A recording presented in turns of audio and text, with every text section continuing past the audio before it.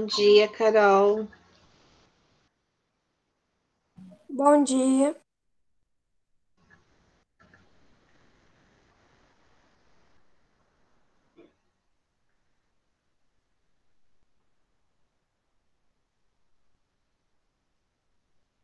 Só um pouquinho, esperar o pessoal entrar, tá? Só estamos nós três na sala agora.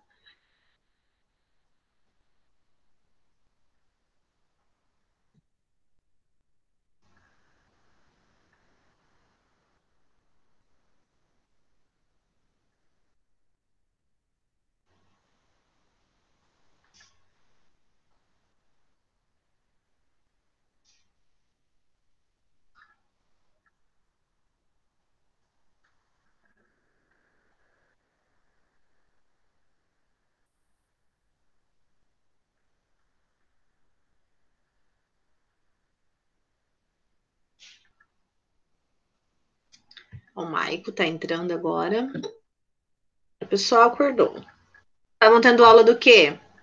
Inglês?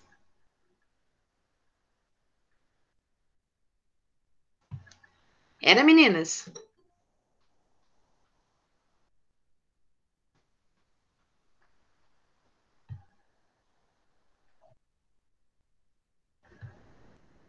Estão me ouvindo?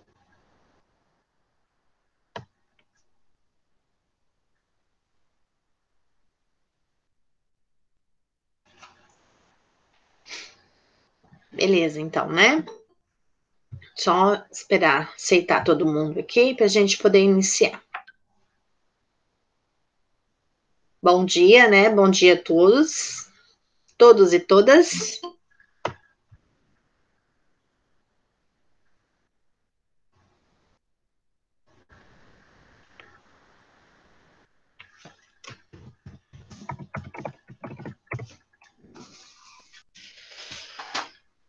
Nós terminamos a página 164 juntos ou ficou para casa?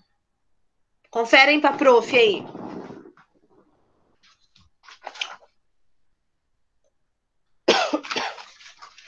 Porque na última aula eu marquei. Ah, tá. Eu fiz a chamada na 163. Beleza. Então hoje nós vamos iniciar um novo capítulo, tá? Independências na América.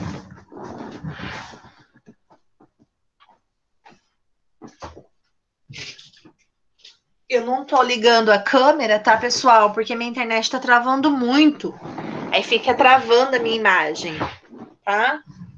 Por isso que a prof tá sem a câmera.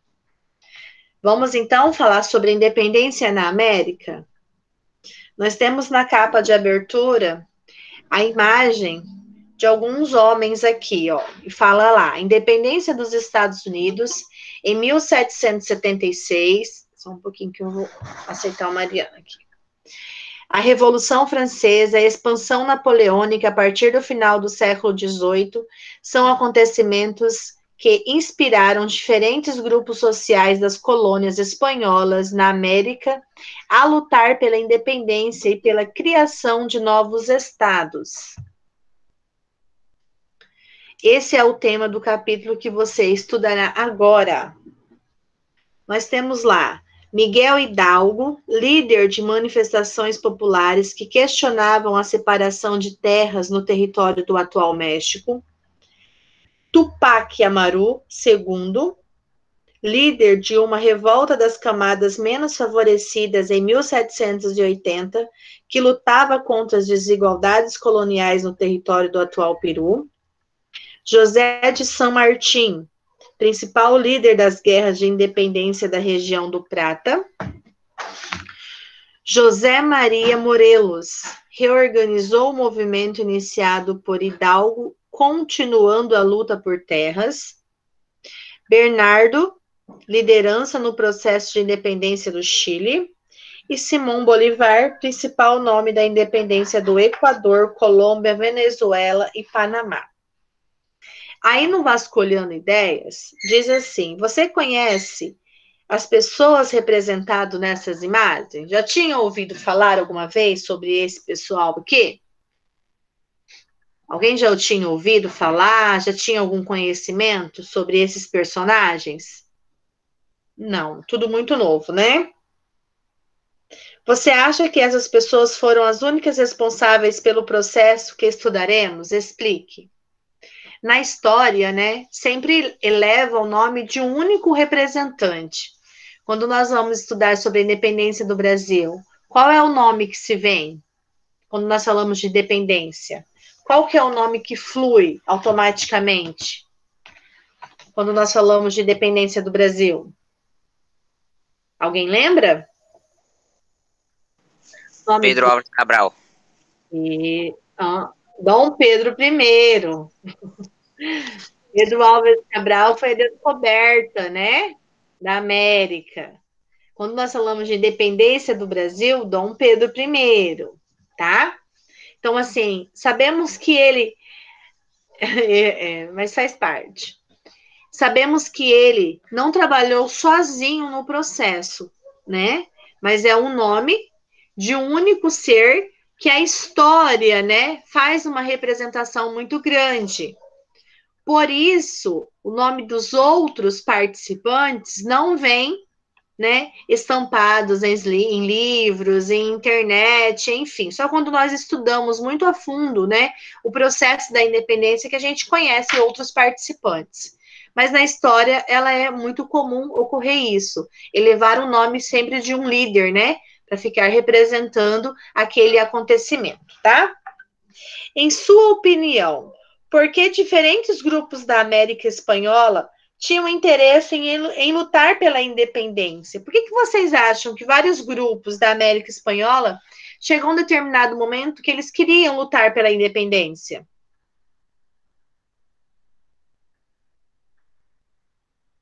O que eles queriam com essa independência? Eles lutavam pelo quê? O que estava por trás de toda essa independência, dessa busca de independência? Eles queriam uma autonomia maior política, né? Porque eram governos centralizadores.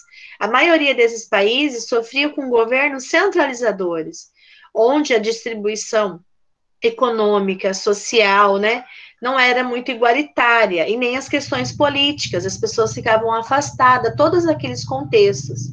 Então, fazia-se num determinado momento que o quê? A necessidade de uma autonomia maior, e essa autonomia tinha que ser buscada junto a essa independência, tá? Nós temos na página agora 168, vamos lá.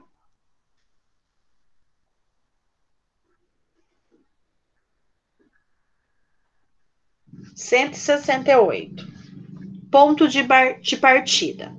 Américas durante o período colonial. Podia não aceitar o Guilherme, né? Quantos minutos atrasado já? Eita, Guilherme.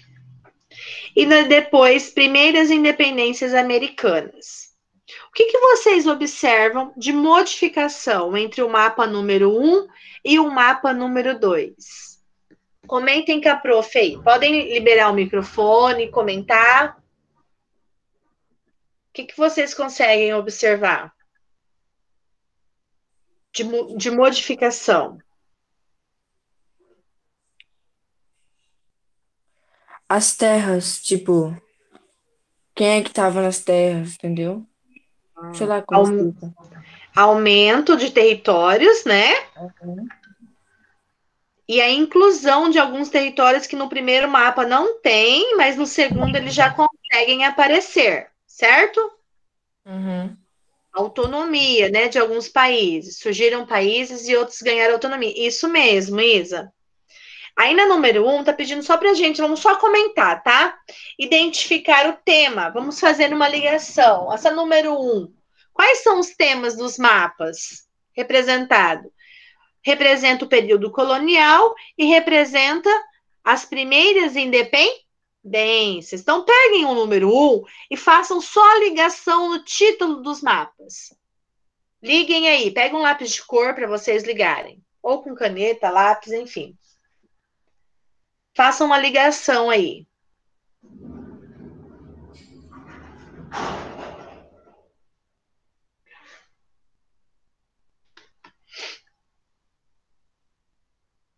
Fizeram? Ligaram lá no título dos mapas, a número 1? Aí a número 2. Ok, gente? Posso ir para 2? Vocês precisam responder quando a prof pergunta. Não precisa ter medo de falar, não, galera. Pode liberar o microfone aí, falar sim, prof, pode seguir, entendeu? Porque daí fica só a prof falando, parece que ninguém tá me ouvindo. E tem alunos muito espertinhos que estão só entrando, né? E não estão participando da aula. A gente sabe quem são os alunos. Então, assim, tem que entrar e tem que participar no chat ou libera o microfone, tá? Que só o corpo aí presente, online, né? Quer dizer, online aí, não vai conseguir ganhar conhecimento, né, gente? Vão participar das aulas mais. São sempre os mesmos alunos que participam de todas as aulas. Outros aí estão mudo, né? Então, a 2 está perguntando assim: qual foi o primeiro país americano a conquistar a independência? Qual desses países aqui conquistaram a independência primeiro que influenciou os outros?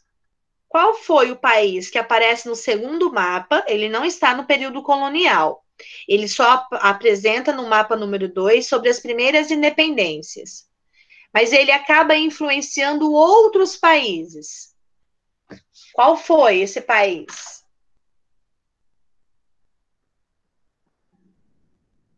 Fala lá no texto de abertura que a prof acabou de ler. Isso, os Estados Unidos. Muito bem, Manu. A sua antiga metrópole era chamada do quê? 13 colônias, né? 13 colônias.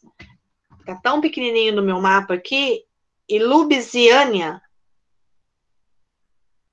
Oi, Ana Júlia, bom dia. Página 168, análise dos mapas, tá? Colocam para a prof aí o nome nessa parte branca, onde os Estados Unidos, após a independência. O que estava escrito lá que eu não estou conseguindo enxergar na minha apostila? Alguém escreve aí no chat para a prof? Lá onde, prof? Na primeira lá? Isso, no mapa, no período colonial. Aqui, a Isabela colocou Louisiana, né?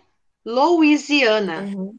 Era a parte onde depois se tornou totalmente os Estados Unidos. Então, pega número 2 e liguem lá nos Estados Unidos, em 1783, de primeiras independências. Fazem a ligação.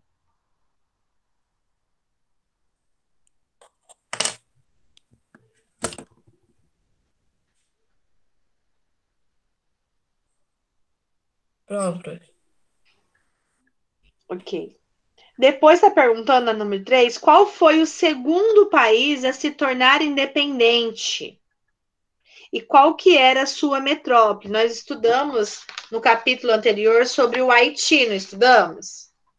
Então, esse segundo país a se tornar independente, isso, Isabela, muito bem, é o Haiti. Então, liguem lá no Haiti.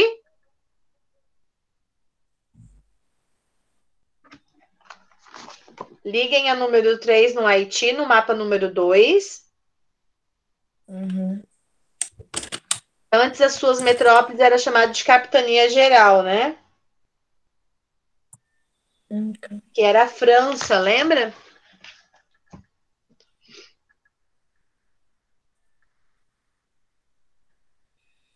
A número 4 está pedindo só assim, ó. Quais estados europeus eram as metrópoles dos países destacados no mapa número 1? Tudo que vocês encontrarem aí de metrópole, vocês vão circular no mapa número 1, tá? Circular. Já encontramos lá a metrópole dos Estados Unidos, lá do Haiti, do México, lá Venezuela, da Colômbia, do Equador, né? Vocês viram que ali era um espaço só depois que houve uma divisão entre colônia e Equador, do Peru, do Brasil, cara, América Portuguesa.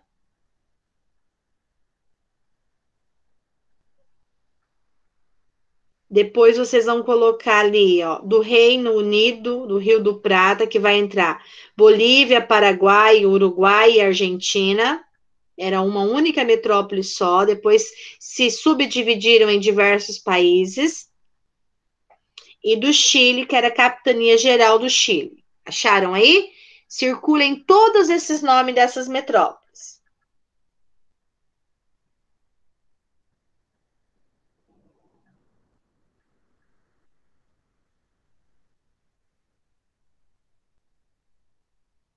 Isso, circular, tá? Bora lá? Terminaram? Ok aí? Podemos ir para número 5? Tá dizendo assim, o mapa número 1 mostra diversos vice-reinos. Qual que era a função dessas divisões administrativas? Por que eles eram divididos em vários vice-reinos? Por quê? Por que aconteceu isso? O que vocês acham? Era uma forma do quê?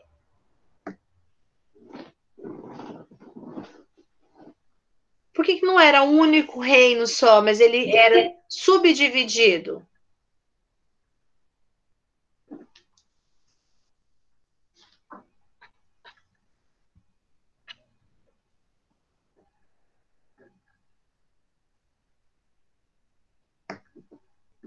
Para melhor, assim, administrar, né, gente? Eles precisavam administrar.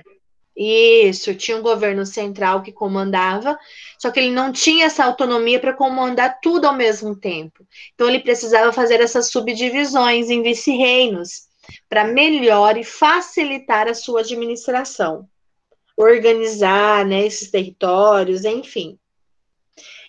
A número 6 diz assim: de acordo com o mapa 2, em qual período ocorreu o maior número de independência na América? De acordo com o mapa número 2, em qual período ocorreu o número maior de independências na América? Qual foi o ano ali? Que a gente consegue observar que ele vai se repetir. Coloquem aí para prof.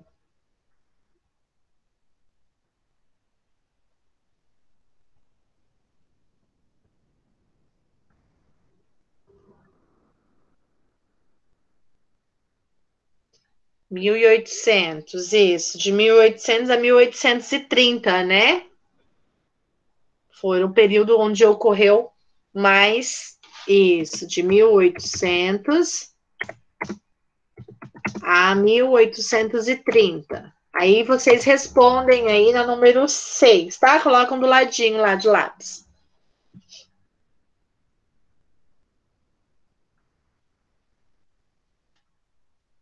E o que vocês conseguem observar de diferença mais marcante entre esses dois mapas e essas divisões, né, desses territórios? O que vocês conseguem observar de mudanças mais drásticas de um mapa para o outro?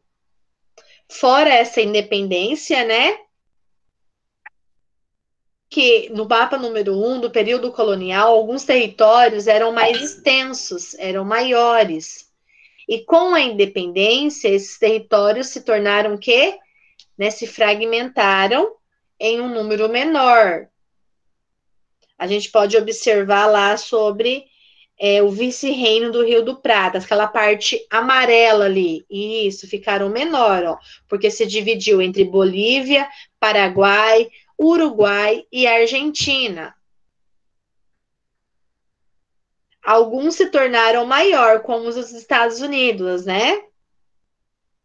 Era dividido em duas metrópoles, e depois ele se torna uma só. O Haiti também ficou um pouquinho menor. Então, ok até aqui? Podemos continuar? Vamos falar um pouquinho sobre o antecedente dessa sociedade colonial. Como que funcionava essa sociedade colonial? Aí diz aqui que para entender o processo de independência da América Espanhola, é preciso analisar a estrutura social desses territórios. A América Espanhola pode ser dividida em 5 grupos principais. A elite social, política e econômica, que era formada pelos espanhóis. Vão grifando essa parte aí, tá? Também conhecidos como chapetones.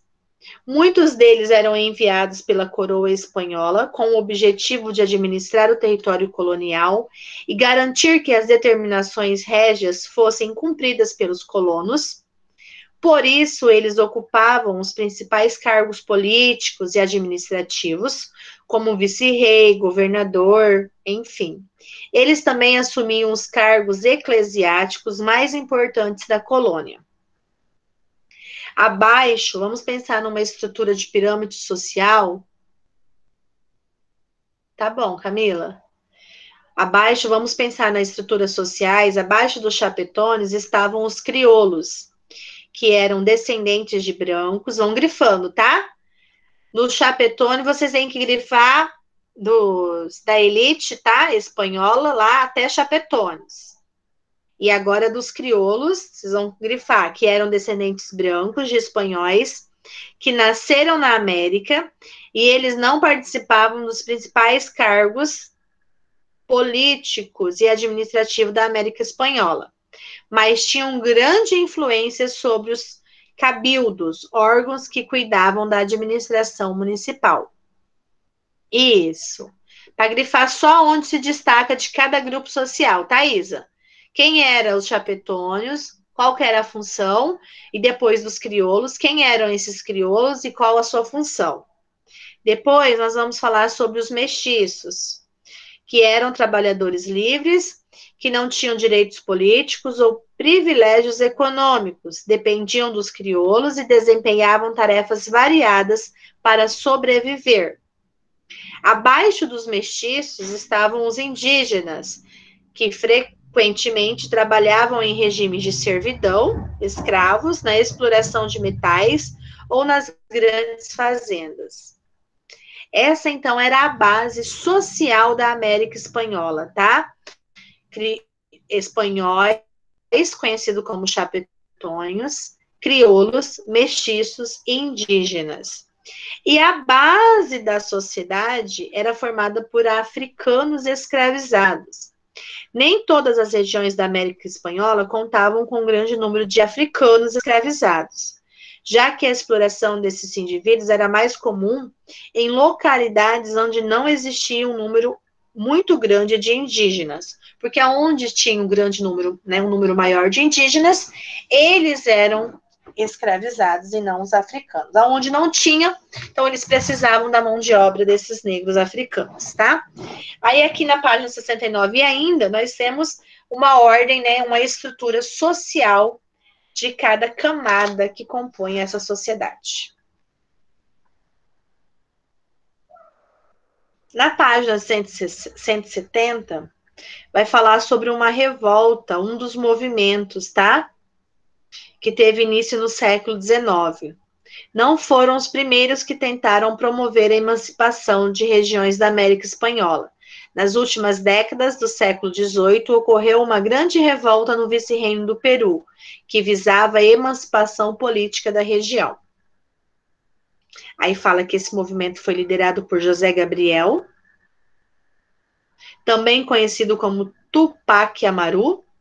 Ele era um mestiço descendente direto da Atuahanta, o último governador do Império Inca. Durante sua vida como conducante, teve educação formal e trabalhou como comerciante. Aí diz também, leitor de autores iluministas. A gente sabe que todos esses movimentos, né, de busca pela emancipação, de busca de mais autonomia política, de independências, foram todos praticamente influenciados pelos ideais iluministas. Aqui também fala que ele, né, era um leitor de grandes autores, que assumiu para si a missão de lutar contra a desigualdade colonial. Para isso, adotou o nome do Tupac Amaru II e passou a vestir como um nobre inca. Por conta disso, foi excomungado pela Igreja Católica, perseguido pelas autoridades metropolitanas. Apoiado por uma parte da elite crioula, conseguiu reunir milhares de mestiços nativos escravizados. Além de colonos pobres, iniciou um movimento de desobediência contra a coroa espanhola. O movimento começou, de fato, em 4 de novembro de 1780, e eles desrespeitavam leis e recusavam-se a pagar tributos, dando início a uma rebelião que se espalhou pelo Andes até Altiplano Boliviano. Então, esse foi um dos grandes movimentos conhecido, né, pela liderança de Tupac Amaru II, onde eles lutavam pelo fim das desigualdades sociais que existiam dentro das colônias e queriam também mais autonomia, tá? Aí aqui embaixo vem as imagens desse grande líder. Na página 171, vai falar sobre reformas borbônicas, tá? Quem quer fazer a leitura do início desse capítulo para a prof?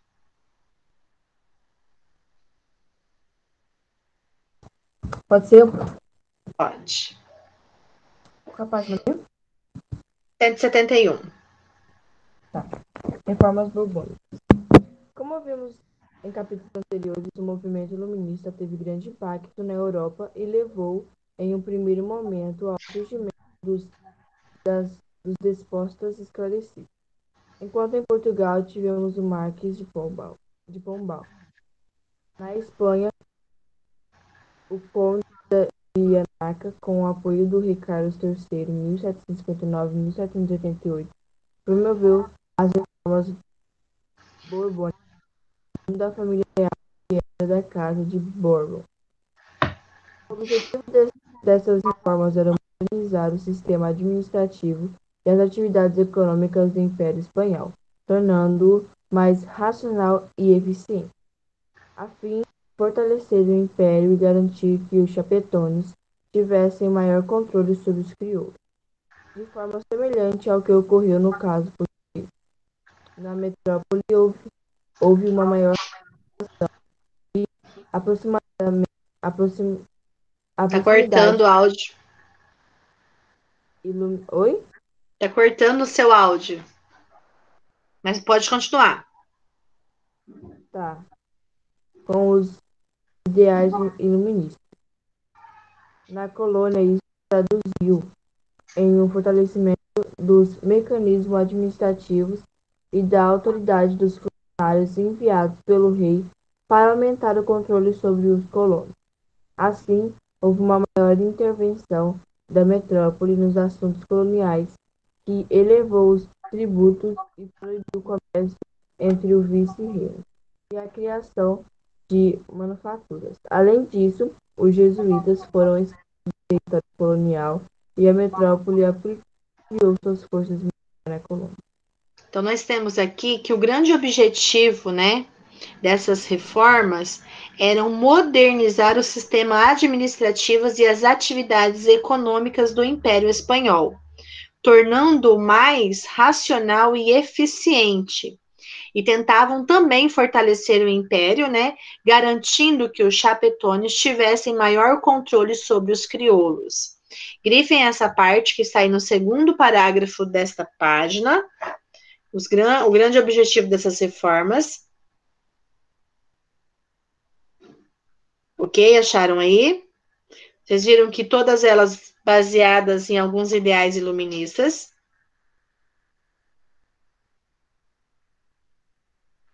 E isso veio a fortalecer os mecanismos administrativos de autoridade dos funcionários enviados pelo rei para aumentar ainda mais o controle, né, sobre esses colonos. Na página 172, nós vamos entender, então, esses primeiros movimentos de emancipação da América Espanhola. Nós já vemos um lá, defendido pelo Tupi Amaru, né? Tupac Amaru II. E agora nós vamos conhecer outros movimentos. Quem quer iniciar a leitura aí? Maico, Guilherme. O Guilherme nunca lê, né? Mariano. Estão aí?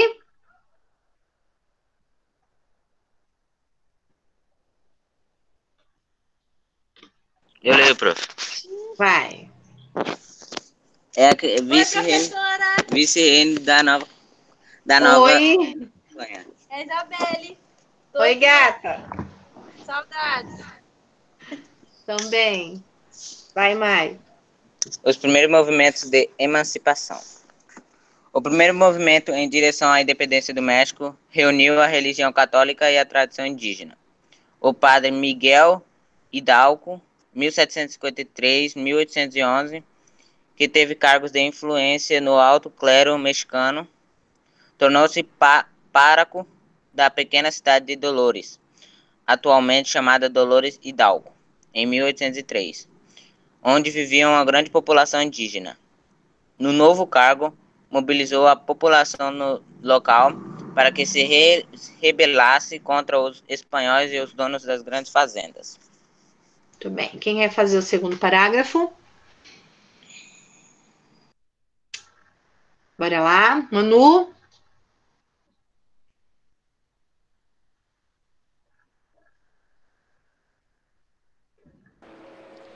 Em 1808, o rei da Espanha foi deposto e substituído por José Bonaparte, que governou até 1813. Nesse período, as colônias americanas experimentaram maior autonomia. Continua, prof. Sim. Além disso, as notícias da deposição do rei estimularam a organização de movimentos emancipacionistas do vice-reino da Nova Espanha. Hidalgo passou a fazer parte de um desses movimentos e começou a preparar um plano de luta pela independência. Em 16 de setembro de 1810, após ter seus planos descobertos, Hidalgo tocou os sinos da igreja, chamou a população e começou os gritos de Viva na Virgem de Guadalupe, morte ao mau governo, viva Fernando Vil. Esse fato ficou conhecido como Grito de Dolores. Depois disso, uma grande multidão marchou junto a religiosos em direção à capital, a cidade do México. Vai, Gabi.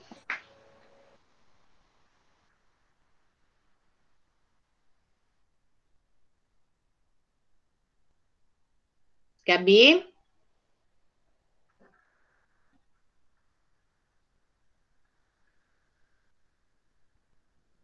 Gabi, tá ouvindo?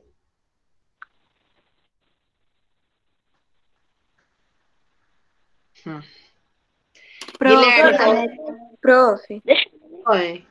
a net dela tá ruim. Ah, tá. Então vai, Ana Júlia, lê pra prof. Qual parágrafo que é mesmo? Quinto.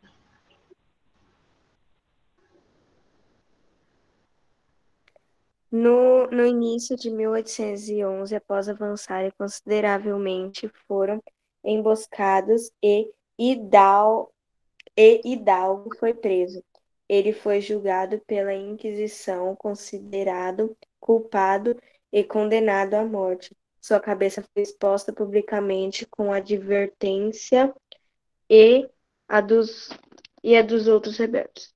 A outros rebeldes. Então, para não terem outros tipos de movimento, né, que lutassem pelos mesmos objetivos, além deles perseguirem, matarem, enforcar, eles decapitavam, né, as cabeças e deixavam expostas por muito tempo, para tentar amedrontar as pessoas e fazer com que outros movimentos não se circulassem, tá? Esse era o objetivo. Pode ler, João? Uhum. Pode ler agora. Tá. Tá me escutando? Tô, uhum. Tá. Isso, porém, não interrompeu o movimento emancipacionista. Emancipacionista. Isso. Revoltou-se, se reorganizaram sob a lideração do padre José Maria Morelos. Eles novamente se voltaram contra o governo espanhol e os fazendeiros crioulos. Foram mais 4 anos de luta e repressão. A derrota definitiva aconteceu apenas em 1815, após uma aliança entre a elite crioula e as militares espanholas. Ó, o objetivo de reprimir, né, outros movimentos não conseguiu, porque houve, né, surgiu, isso não interrompeu a busca desses movimentos emancipacionistas, e outros revoltosos, outras lideranças começavam a surgir, tá? Aqui nós temos a presença, né, do padre José Maria Morelos, que substituiu, né, Hidalgo, que tinha sido morto, e foram mais 4 anos de lutas e repressão. Aí diz assim: a derrota definitiva aconteceu apenas em 1815, após uma aliança entre elite crioula e os militares espanhóis. Conseguiram novamente pôr fim ao movimento, né? Página 173, agora. Retorno conservador, efetiva independência. Nós vamos perceber agora sobre os movimentos de independência iniciados por grupos indígenas, aliados a membros da igreja, tá? Assim como Hidalgo, Morelos, enfim. Quem quer iniciar a leitura para a prof?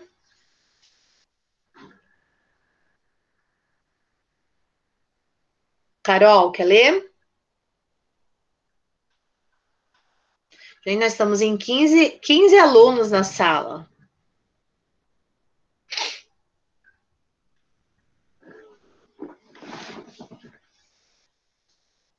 Vamos, gente. Ana Júlia já participou, Manu, Camila, João, Maicon. Vai, Mariano, lê você aí agora. Cadê o Richard?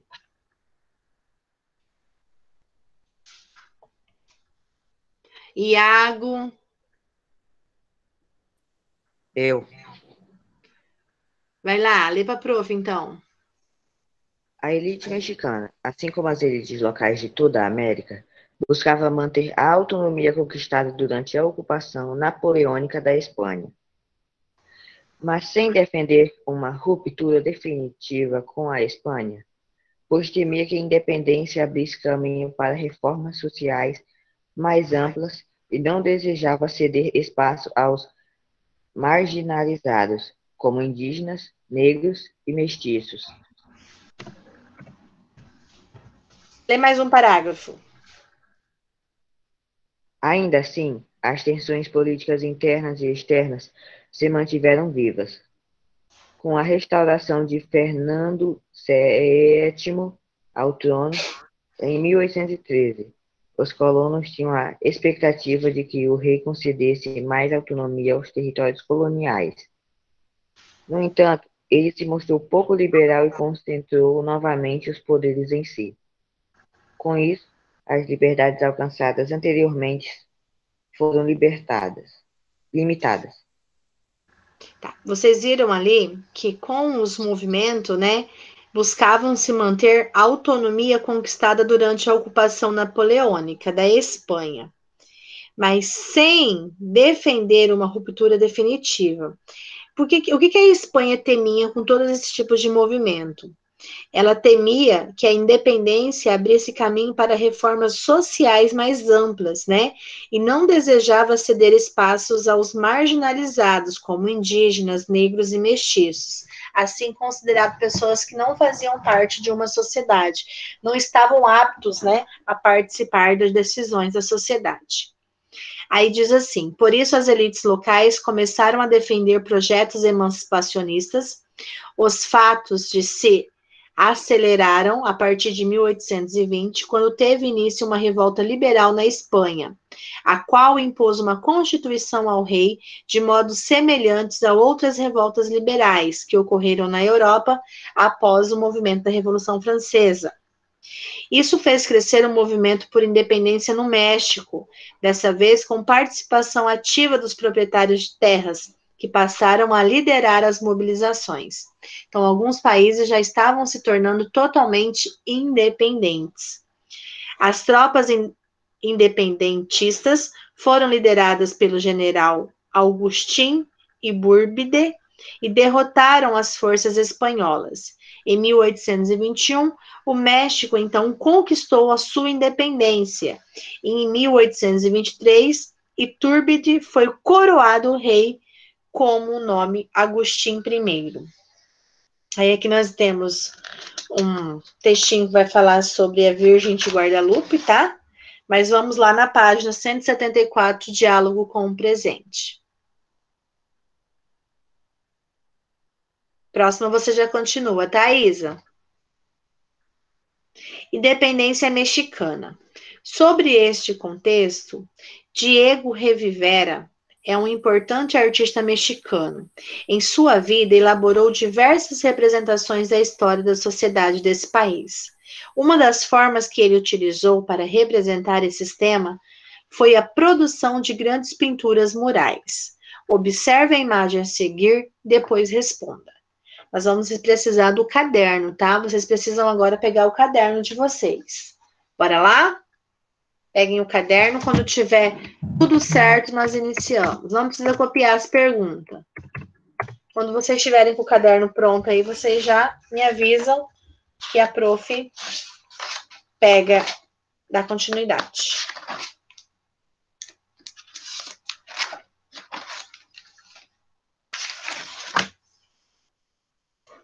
Diego, pronto.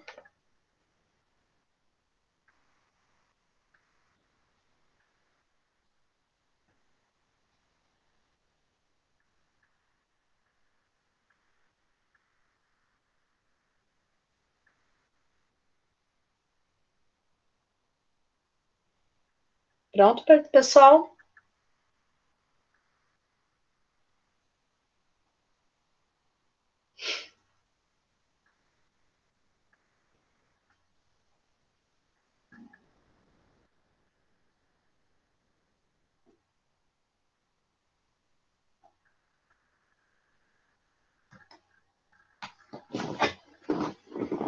Então, diz assim. Deixa eu voltar aqui. O mural retrata muitos personagens. Qual figura ocupa o centro da imagem? Formule uma hipótese para explicar isso. Quem que está ao centro da imagem? O que vocês conseguem observar? Quem que está ao centro dessa imagem? O líder, né? Concordam com a prof?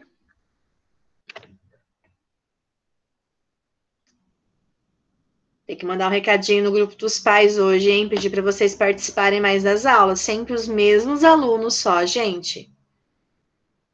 Teve aluno que já entrou, já saiu. Tem aluno que entra, não fica perto do notebook, nem do celular. Difícil, hein? Pelo menos no chat a gente tem que participar. Não adianta só concordar e não fazer, né? Tem que fazer, concordar e mudar. Então, o líder. Por que vocês acham que ele está ao centro da imagem? Por que o líder está representado no centro da imagem?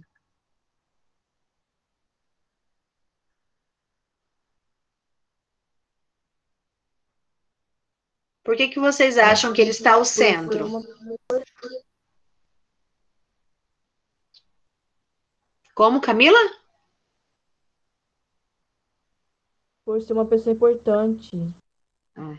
O líder é o mais importante, né? Ele que encabeceia todo o movimento, ele que faz todo o projeto, né? Onde os outros acabam seguindo. Por isso que ele está ao centro. De que modo Rivera representou a luta pela independência do México? O que vocês conseguem observar dessa imagem? Como que ele está representando, organizando aí? A participação de todos, né? Isso, João, muito bem. Vocês podem ver que ele representa, através dessa imagem, com a participação popular em massa, né? Não só de uma elite, não só defendido o movimento só da elite, mas de toda a população. A gente pode ver que várias, né, pessoas ali de vários segmentos estão participando do movimento. Então, vocês colocam lá no número 2, várias pessoas de vários segmentos, a participação popular.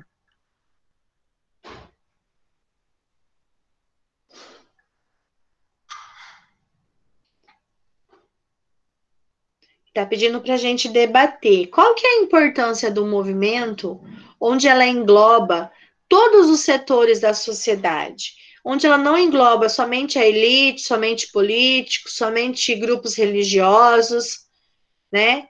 Onde ela consegue englobar todo mundo, desde os menos favorecidos até os mais, né? Elevados numa camada social. Qual que é a importância do movimento com a participação de todos? O que vocês acham? Comentam aí com a prof.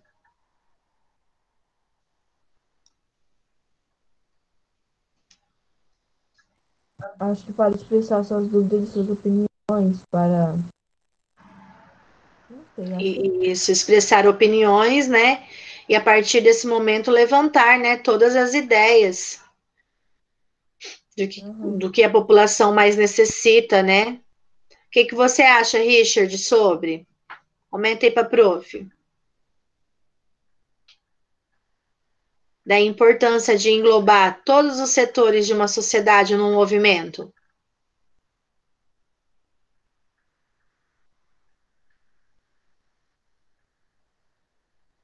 Qual que é a sua opinião sobre isso? Não tem? Quer falar nada? Carol, qual que é a sua opinião?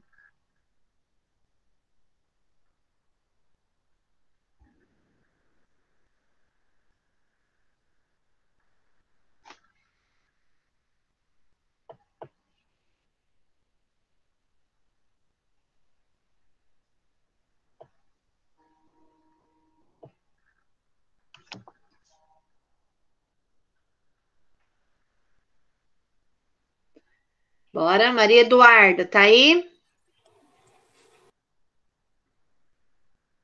Maria Eduarda Rebelato.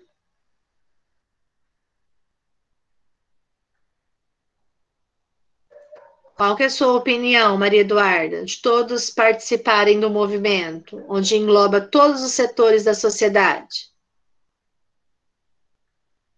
João Vitor colocou fazer com que a população precisa de básico, depois reforçam.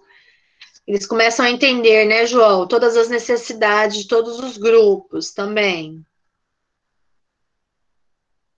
Isso. Maria Eduarda, o que que você acha? A Isa colocou para participar da sociedade, expressando suas opiniões para que haja melhorias. Muito bem.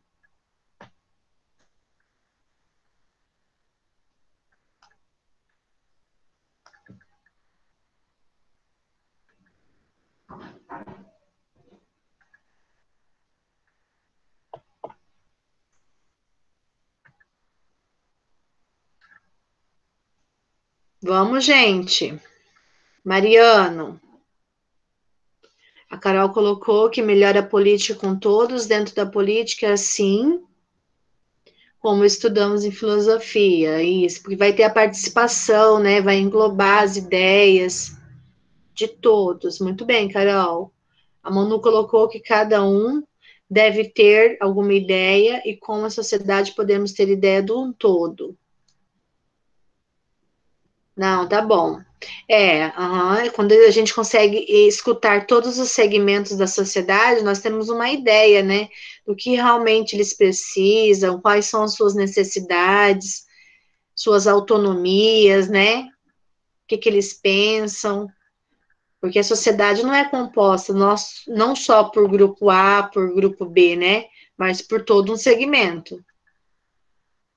Mariano, o que que você pensa a respeito sobre isso? Evelyn?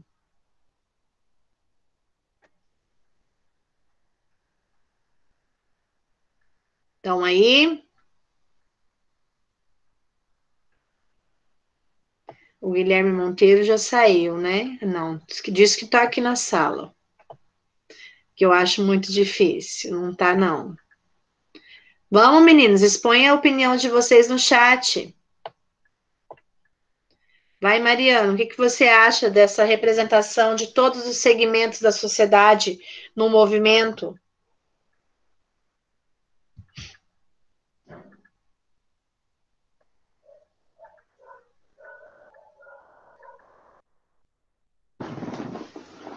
Prestar atenção, né, Diego? Fica ligado aí. Ó, aí por último diz assim: por que Rivera escolheu representar os acontecimentos de 1810 e não a vitória conquistada por Iturbide no início da década de 1820? Acham que ele quis representar esse acontecimento de 1810 e não da conquista?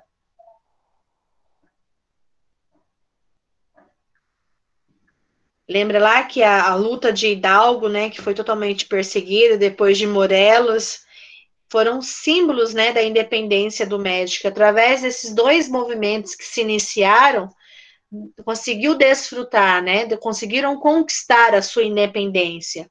Imagine se não tivesse acontecido nenhum desses dois movimentos. Será que a independência do México seria, né, conquistada? Então, ele quis pegar os dois movimentos que foram totalmente sufocados, né? Mas que incentivaram outros grupos a também idealizar os seus movimentos. Ok? Então, para a gente poder encerrar nossa aula, que já vai ser quase 10 horas, eu preciso que vocês concluam a leitura da página 175 e as atividades da 176. Vai valer ponto para os alunos que enviarem a foto das atividades realizadas, tá? Até sexta-feira. Se não mandarem até sexta-feira, não valerá mais, tá? Até sexta-feira. Não, só até a página 176. A leitura da 175 e a atividade da 176 para concluir, tá?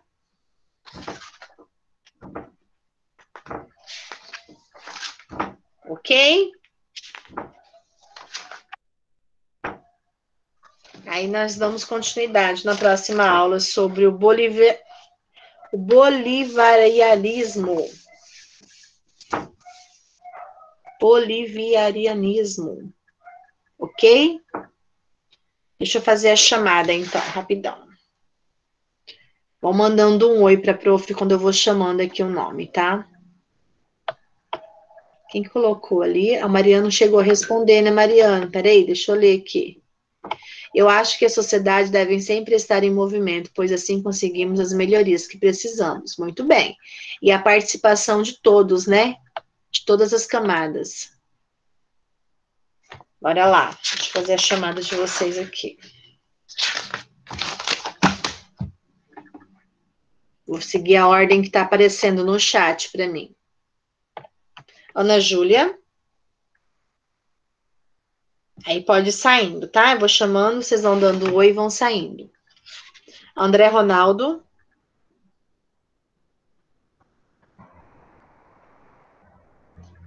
Diego.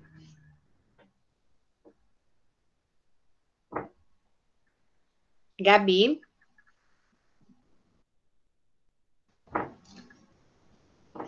Guilherme.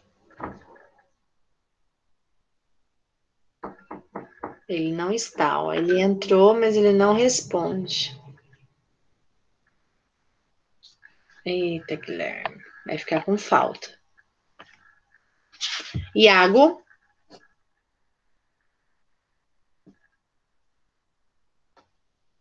Tchau, gato. Isabela. João Vitor. Carol. Camila.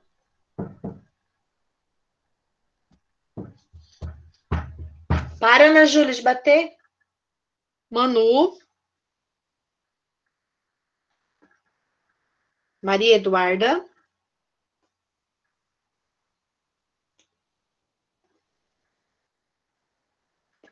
Maicon. E o Evelyn.